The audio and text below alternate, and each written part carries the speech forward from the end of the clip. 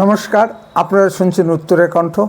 উত্তরের কণ্ঠ থেকে আমি প্রভাত বসাক, তুফানগঞ্জ, কোচবিহার। সম্মানিত দর্শক, আপনাদের নিশ্চয়ই মনে আছে ওয়াজাদ খান কে, যার অভিযোগের কারণে 22 বছরের বয়সী হিন্দু আইনের ছাত্রী শর্মিষ্ঠা পানোলিকে গ্রেপ্তার করে কলকাতা পুলিশ।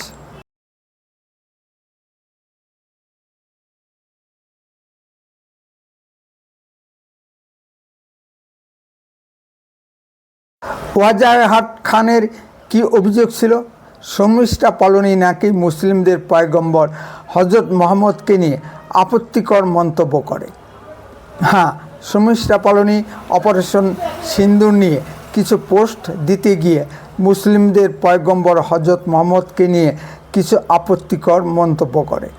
পরে সে ভুল বুঝতে পেরে তা ডিলিট করে দেয় এবং ক্ষমা চেয়ে নেয়।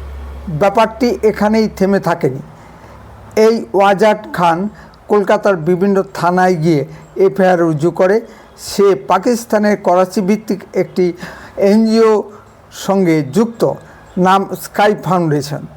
এর পিছনে অর্থনৈতিক সাহায্য করে পাকিস্তান সরকার।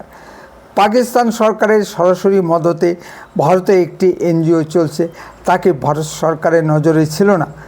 এ সম্পর্কে কি আইন আছে আমার জানা নেই। সে যাই হোক, এই ওয়াজাদ খান শুধু এফআইআর করেই ক্ষান্ত থাকেনি, শর্মিষ্ঠা পালোনির সব ডিটেলস ছবি সহ প্রকাশ করে দেয়। তাকে রেপ সহ খুনের হুমকি দিতে শুরু করে। শর্মিষ্ঠা পরিবার উপায়কুল না দেখে পুলিশের আশ্রয় নেয়। তারা লালবাজার ও আনন্দপুর থানায় যায়। পুলিশও তাদের নিরাপত্তা ব্যবস্থা করতে পারেনি, যা কলকাতা হাইকোর্টের রায় স্পষ্টভাবে উল্লেখ করা হয়েছে। এরপর জেহাদিরা শর্মিষ্ঠার বাড়ির কাছাকাছি চলে গিয়ে হুমকি দিতে শুরু করে।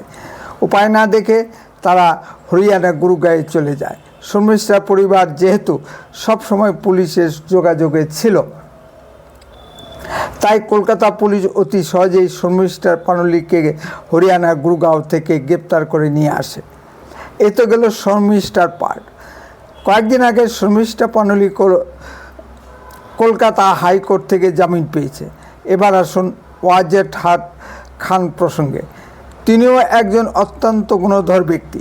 তিনি অনেক দিন ধরেই হিন্দুদের বিভিন্ন দেবদেবী নিয়ে, বিশেষত মা কামাখ্যাকে নিয়ে আপত্তিজনক পোস্ট দিয়ে আসছিল। তার নামও আসামের বিভিন্ন থানায় মামলা দায়ের করা হয়েছে। শুধু আসাম নয়, হরিয়ানা, পাঞ্জাব, জম্মু কাশ্মীর ও মহারাষ্ট্রের বিভিন্ন থানায় মামলা দায়ের করা হয়েছে। আসামের মুখ্যমন্ত্রী ডক্টর হেমন্ত বিশ্ব শর্মাজি এই ওয়াজাদ খানকে গ্রেপ্তারের জন্য আসাম পুলিশ পাঠিয়েছিলেন। কলকাতার পুলিশ নাকি এই ওয়াজাদ খানকে খুঁজে পায়নি। এই ঘটনা পশ্চিমবঙ্গের হিন্দুদের ভিতর প্রচণ্ড প্রতিক্রিয়া সৃষ্টি হয় এবং জনমতের চাপে পড়ে শেষ পর্যন্ত কলকাতার গল্ফ গ্রিন থানার পুলিশ গতকাল এই ওয়াজাদ খানকে গ্রেপ্তার করে। ওয়াজাদ খানের বাবার বক্তব্য অনুসারে তিনি নাকি একজন অত্যন্ত শ্রদ্ধেয় ধর্মনিরপেক্ষ প্রকৃতির মানুষ। তিনি শুধু হিন্দুদের দেবদেবী নিয়ে নানা কুৎসা করেন। তিনি মনে করেন এটাই তার প্রকৃত ধর্মনিরপেক্ষতা। যেমন ভারতের ধর্মনিরপেক্ষ রাজনৈতিক দলগুলি হিন্দুদের বিরুদ্ধে কুৎসা করায় প্রকৃত ধর্মনিরপেক্ষতা মনে করে। দর্শক দেখবেন, কংগ্রেস, সিপিএম, তৃণমূল ইত্যাদি তথাকথিত ধর্মনিরপেক্ষ দলগুলি হিন্দুদের বিরুদ্ধে আপত্তিকর মন্তব্য করে, কিন্তু ইসলামের বিরুদ্ধে কোনো মন্তব্য করতে সাহস পায় না। এটাই হলো এই দলগুলির প্রকৃত ধর্মনিরপেক্ষতা। স্বাধীনতার পর থেকে পণ্ডিত জওহরলাল নেহরু এই সদ্য ধর্মনিরপেক্ষতা চালু করেছেন, যা আজও প্রবহমান। স্বাধীনতার পরবর্তীতে ভারত ভাগের অংশ হিসাবে পাকিস্তান হয়ে গেল ইসলামিক দেশ আর ভারত হয়ে গেল ধর্মনিরপেক্ষ দেশ। দেশ ভাগের ফলে হিন্দুরা পাকিস্তান থেকে ভারতে চলে আসলো, কিন্তু মুসলিমরা ভারতেই থেকে গেল, পাকিস্তানে গেল না। উপরন্তু পাকিস্তান থেকে কোটি কোটি মুসলমান অবৈধভাবে ভারতে ঢোকা শুরু করলো। আর কিছু ধর্মনিরপেক্ষ রাজনৈতিক দল জামায়াত-রে এই অবৈধ মুসলিম অনুপ্রবেশকারীদের ভোটার কার্ড ও আধার কার্ড বানিয়ে দিতে শুরু করলো। রাজ্যের ক্ষমতাসীন তৃণমূল সরকার ঘোষিতভাবে এই অবৈধ বাংলাদেশি মুসলিম অনুপ্রবেশকারীদের আশ্রয় দিচ্ছে, কারণ এই অবৈধ বাংলাদেশি মুসলিম অনুপ্রবেশকারীরা তৃণমূলের ফিক্সড ভোট ব্যাংক। এই ওয়াজাহাত খানকে নিয়ে সঠিকভাবে তদন্ত হোক, তাহলে ও ভারতের বৈধ নাগরিক কিনা জানা যাবে।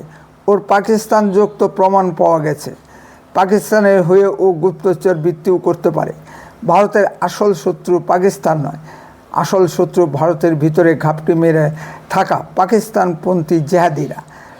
এদের বিচার না করে পরিবার সহ ভারত থেকে বহিষ্কার করে পাকিস্তানে পুশব্যাক করা হোক। উত্তরে কণ্ঠ তাৎক্ষণিক কোনো খবরের চ্যানেল নয়, এডুকেশনাল ও ইনফরমেটিভ চ্যানেল। এই চ্যানেল খবরের ভিতর থেকে খবর বের করে আনে। উত্তরে কণ্ঠ সর্বদাই বাস্তব ও সত্য কথা বলে। আরও এই ধরনের ভিডিও পেতে দয়া করে এখনই চ্যানেলটিকে সাবস্ক্রাইব করুন, বেল আইকনে ক্লিক করুন, আপনার মূল্যবান মতামত কমেন্টে লিখুন। যদি ভিডিওটি ভালো লেগে থাকে তাহলে অন্তত পক্ষে 10 জনের মধ্যে ভিডিওটি শেয়ার করুন।